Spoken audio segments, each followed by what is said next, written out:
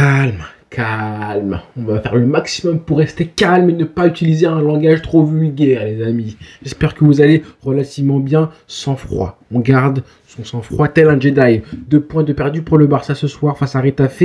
Après un match nul, 1 partout. Quand je vous dis, à chaque fois en avant-match, en pré-match, en amont de cette rencontre-là, Retafe-Barcelone ou Barça-Retafe, mais plutôt Retafe-Barcelone, parce que le Barça, ça fait quand même, je crois, 5 matchs, 0 victoire à Retafe, avec, je crois, un seul but marqué ce soir, lors des 5 derniers matchs à Retafe. Quand je vous dis à chaque fois que j'aimerais mon rêve, mon fantasme intérieur, c'est que j'aimerais que ce club-là, en même temps que l'Espagnol Barcelone et le Real Madrid, descendent en 2e division, en Segunda B, les amis, c'est pas pour rien, parce qu'à chaque fois, c'est la même chose.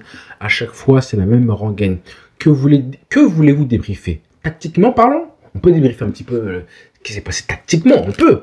On peut parler du milieu de terrain qui a été pas assez touché au niveau du Barça. On peut voir justement que face à des blocs bas, on peut en parler, que face à des blocs bas, le milieu de terrain est essentiel encore plus, parce que justement, c'est lui qui va alimenter les attaquants. C'est un peu compliqué pour les attaquants de créer un petit peu du danger, parce qu'ils sont un petit peu trop hauts. Ils sont un petit peu dans la fosse au lion. Que ce soit Lamine Yamal, Rafinha, on a vu qu'ils ont eu du mal ce soir, les 2 joueurs. Même s'ils auraient pu marquer, même si voilà, le Barça aurait pu être un peu plus tueur et méchant devant les buts. Mais ça reste trop compliqué avec un milieu de terrain qui n'est pas assez dominateur, pas assez créatif, pas assez déstabilisant. Ça manquait un petit peu de fantaisie, même beaucoup justement à la mi-temps. C'est pour ça qu'on fait jouer du coup Frenkie de Jong à la place de Casado, mais c'est pas suffisant. Et t'en as marre. Et le chrono se prolonge. Je regardais ma montre, je voyais du coup le chronomètre 51e minute, je me rappelle très bien. Et je me disais 40 minutes, c'est pas assez. Face à ces mecs-là qui vont te pourrir un match, 40 minutes, tu sais très bien au fond de toi que ça va en fait être un quart d'heure maximum de temps de jeu effectif. Avec ces espèces de terroristes-là, garde ton sang-froid, calme, calme. Mais je vais faire le maximum pour rester poli. Avec ces terroristes, bien initiés, très contents de prendre le 1 point. Mais je me dis à la fin que finalement, si le Barça n'arrive pas à faire en sorte que... Ouais, si Retafe est encore en première division, et ben c'est aussi à cause du Barça qu'il n'arrive pas à les battre et à leur prendre des points. Alors là, on leur offre un point. On leur offre un point. Ils sont contents de truquer le match comme ça. D'être agressif, de faire des fautes, dès la 45e minute, ils gagnent du temps, et encore et encore. Donc, heureusement que le Barça n'a pas été mené au score, mais à 1 partout, déjà, ça pue. Tu le sais que ça pue parce qu'ils ont égalisé, donc ils prennent confiance. Et même, ils jouent un peu mieux en plus, au retour des vestiaires.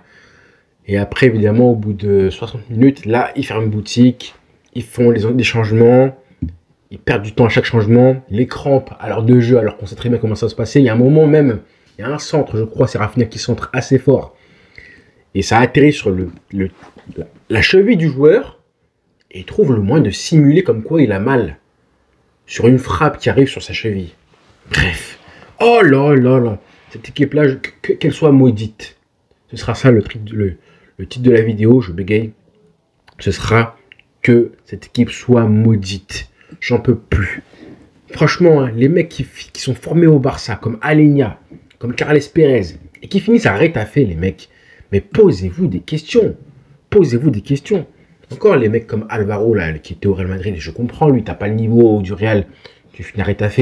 Je pense que le mec, il a même pas déménagé. Il était au centre de formation du Real Madrid. Il est arrivé, il n'a pas sa place, il est parti à Retafe. Il a juste traversé la route.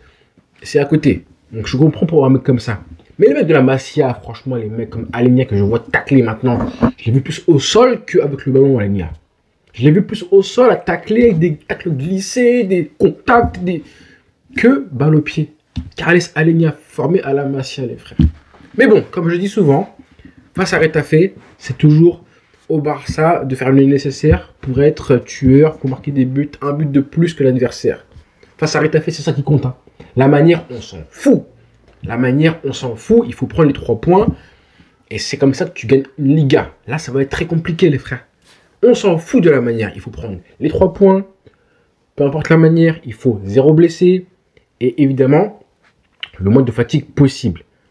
0 blessé, les 3 points et pas de suspendu. C'est vraiment la base face à Retafe. Pas plus que ça.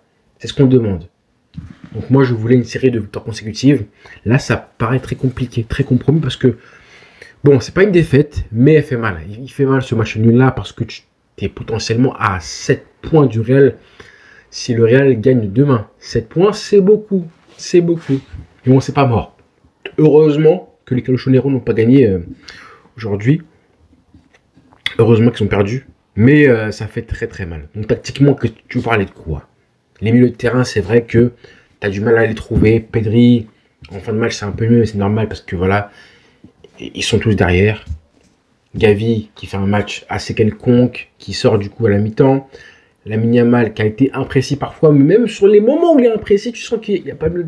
Il y a une ou deux actions où le génie parle, où il fait une belle ouverture pour Rafinha, mais Rafinha, la reprise de volée est mauvaise. Elle était un peu compliquée, c'est vrai. Bon, tu marques ce but-là, 1-0. Je me demande même si la prochaine fois que le Barça mène au score face à Retafe, faudrait pas fermer boutique. Mais c'est pas dans la nature de Barcelone de fermer la boutique quand tu mènes 1-0. C'est se déjouer. On dit que n'est pas comme ça. Et ouais, donc on a souffert un petit peu défensivement. Hein. C'est vrai que premier match sans Inigo Martinez, même si tu prends que un but face à Retafe, c'est déjà beaucoup. Tu sens que la défense est un peu moins sereine. Je sais pas si c'est à la Araujo sa présence. Bon, voilà, j'ai pas envie de l'incriminer. Baldé, faut que j'en parle. Parce qu'il y a des joueurs décevants ce soir. Est-ce qu'Henri en fait partie, Baldé? Je pense que oui. Parce que franchement, frère, tu fais les mêmes dribbles du début à la fin du match. Au début du match, je comprends que tu veuilles un petit peu, voilà, tenter ton dribble préféré. Quand tu es latéral ou ailier, on est tous comme ça. Enfin, je me dis on parce que moi j'ai été aussi latéral et ailier. On est tous, on se jauge un petit peu, on se tâte. Donc les premiers, les dribbles naturels, on les tente et s'ils marchent, on va les réessayer, tenter de voir si le vis-à-vis en face, eh ben, il est aussi rapide que nous. Est-ce que techniquement il arrive à me comprendre et tout. Je comprends la chose que au début du match, ta petite feinte là, crochet extérieur et le débordement, tu l'attends, tu l'as réussi. Et je crois que c'est justement ça qui amène le premier but du Barça avec la passe de Pedri dont je vais reparler. Mais ensuite Baldé. 1, 2 fois, 3, 4 fois, la même chose, frère. La même chose. Les mêmes dribbles, les mêmes courses. Forcément, il t'a compris après ton vis-à-vis. Il t'a compris. Donc, trouve autre chose. Trouve autre chose parce que là, l'espèce de surprise, de fantaisie que tu as au début du match, et ben, tu la perds. Et ensuite, ça devient brouillon. Ça devient tellement brouillon que tu finis par centrer à l'aveugle. Donc, un peu un match compliqué pour Baldé. Des pertes de balles aussi, des pertes de balles stupides qui mènent à des contres adverses. Compliqué pour lui, mais c'est pas le seul. C'est pas le seul. Le pire, je pense que ça a été encore une fois Lewandowski. Mon Dieu, Lewandowski. Mon Dieu. Alors là, c'est vraiment les matchs où, à 36 ans, forcément, il est un peu moins rapide, moins explosif, moins vif. Encore plus quand tu as une défense où ça défend à 8, voire à 10. Encore plus quand tu as 2 mecs, voire 4 qui sont sur toi dès que tu touches le ballon. Des petits espaces, dos au but, c'est compliqué pour Lewandowski. Mais là, les peu de fois où il a le ballon, la conduite de balle, c'est du n'importe quoi. Il y a même parfois où le mec, il a le ballon, et sa conduite de balle, il tacle. Mais je comprends pas, frère. Le mec, il a le ballon et il finit par un tacle. Mais on va où là? On est où là? Hein? C'est ça, Wapi. Bref. Ah, Lewandowski, très compliqué, les contrôles sont pas bons, les déviations sont pas bonnes. Tu trouves une petite passe où on accélère un petit peu plus par Pedri, par Olmo. Une petite passe qui est dans l'axe. Il est dos au but. Tu sais que 95% des fois, le ballon, le contrôle est mauvais. Le contrôle est mauvais, ça finit en touche pour l'adversaire. Action terminée. Tout le travail que l'équipe a fait pendant 30 secondes pour créer un décalage finit anéanti par un contrôle des testicules de Lewandowski. Et voilà. Très compliqué. Impossible même de marquer un but grâce à ce numéro 9 là. Moi je voulais qu'il sorte très vite. Ferran Torres qui entre et qui fait à peine mieux. Olmo pareil, son entrée elle est pas bonne. Elle est pas bonne. Je trouve qu'il est un petit peu lent. Et je trouve qu'il boycotte aussi un petit peu Lamine Yamal. Où quand il lui passe le ballon, c'est pas dans les meilleures dispositions. Pas assez vite. C'est trop mou parfois la passe. C'est un petit peu en retard, c'est pas dans le bon tempo et parfois même il le boycotte un petit peu alors que la solution c'est d'écarter, lui s'obstine à jouer plein axe Certes, tu es un bon joueur, normalement, de haut but et dans les 30 derniers mètres, dans les petits périmètres entre les lignes. Mais là, on l'a pas vu ce soir. Hein. Le joueur, justement, qui est supposé entrer en jeu et faire une différence entre les lignes, offensivement dans les 30 derniers mètres, c'est toi. Pedri, ça en fait un. Il a fait ce qu'il pouvait. Il était trop seul. Après, il fait entrer Frenkie. Mais lui, Frenkie, il est un petit peu derrière. Donc, lui aussi, entre les lignes, il a fait le travail comme il pouvait. Même si j'ai un petit peu 2-3 reproches. Mais globalement, ça va. Frenkie, franchement, il a fait une entrée assez décente, correcte. Bien, bravo à lui. Mais Olmo, j'aurais attendu, je pense, largement plus. Donc voilà, déçu aussi d'Olmo. Et à la fin, ben voilà, t'as un partout, mais c'est logique. Hein. Baldé, il aurait pu prendre un rouge. Hein. Et ça aurait été mérité parce que, ouais, ton rouge aurait été mérité, Baldé. Je pense que ça aurait été une bonne leçon pour lui aussi. Ça me fait de la peine pour Iñaki Peña. Hein. Peña qui fait un bon match, très bon match. Un arrêt de fou, justement, sur le but, malheureusement. Il fait un arrêt de patron. Juste après, il y a un but, je crois, il y a une frappe, une occasion. À bout portant, il te fait un arrêt encore une fois. À chaque fois que le mec fait un beau match, il est pas récompensé par... il prend des buts et du coup, on perd des points. C'est trop compliqué. Ça, c'est dégoûtant. C'est horrible. Cette équipe-là... Et en plus, ils ont même plus les catcheurs qu'ils avaient avant, là. Je sais plus comment il s'appelle, là, le mec qui était assez mat de peau, qui est parti, je crois, il y a un an de ça. Il a même pas joué. Alagnom, je crois qu'il est revenu, hein. Arrête à fait. Il n'a pas joué, mais ça arrête des terroristes, hein, tous. Oh là là, quelle équipe de branquignoles. Rétafé. Mais bon, à la fin, comme je disais souvent, c'est de la faute du Barça. Donc on peut s'en prendre à nous, de ne pas avoir été assez tueurs sur le peu d'occasions qu'on avait. Les changements auraient pu être un peu plus précoces avec Lewandowski qui aurait dû sortir pour moi. Finalement, tu perds des points. T'as pas fait tourner l'équipe.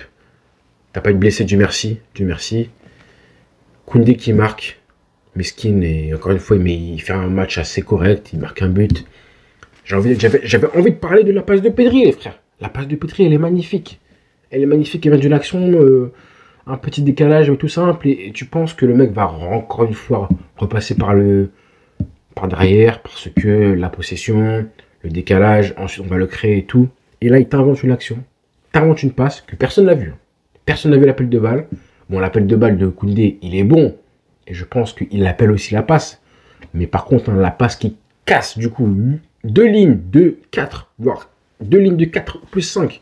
Waouh, d'un coup, 9 joueurs éliminés en une passe. Rac. Et un mec se retrouve en face à face avec le gardien. D'où tu sors ça, bon courage. Là, c'est du Pedri Xavi, là. Xavi, il les faisait très bien aussi, celle-là. Donc voilà pour le positif du match. Mais globalement... on en attend quand même plus hein, face à Rétafé. Des joueurs du Barça avec la confiance accumulée récemment. Franchement, c'est dommage. C'est dommage. Koubarsi fait son match, mais pareil, je trouve que défensivement, là, Koubarsi, ça n'a pas été super propre. J'ai envie de voir Christensen, moi, prochainement. À la place de Araujo, évidemment. Mais bon, il était convoqué en plus. Hein, Ansu Fati n'était pas là, donc... Ah là là, frustrant. On va s'arrêter là, rendez-vous demain, du coup, pour parler de choses plus gaies. Plus joyeuse, en prévision du match du coup Atalanta-Barcelone, sachant que demain, voilà, Las Palmas-Real Madrid à domicile, le Real devrait gagner, sauf Apocalypse. Dégoûté. Mais dégoûté aussi par les joueurs du Barça. Hein. Trop de joueurs n'ont pas été bons ce soir. Trop de joueurs. Voilà. À la fin, tu perds le match, tu perds 2 points. La friction, la bagarre. Classique. Et l'année prochaine sera pareil. Donc on va perdre des points encore. Donc ces équipes-là, il faut qu'elles descendent. On va compter sur les autres équipes de Liga, dont le Real Madrid, parce qu'on sait comment ça se passe. À part si voilà, il y a un choc Real Getafe, le choc, le derby madrilène, qui fait que si le Real perd des points, le Barça est champion. Là, dans ce cas-là, évidemment, on va quand même être... Moi, je suis un fou. Qu'est-ce que tu racontes, Charel? Bien sûr qu'on va être pour Getafe. T'es un ouf, toi. Bref, je m'égare. J'ai perdu la boule. Je perds la boule. Je débite, comme on dit. Bonne soirée, les frères.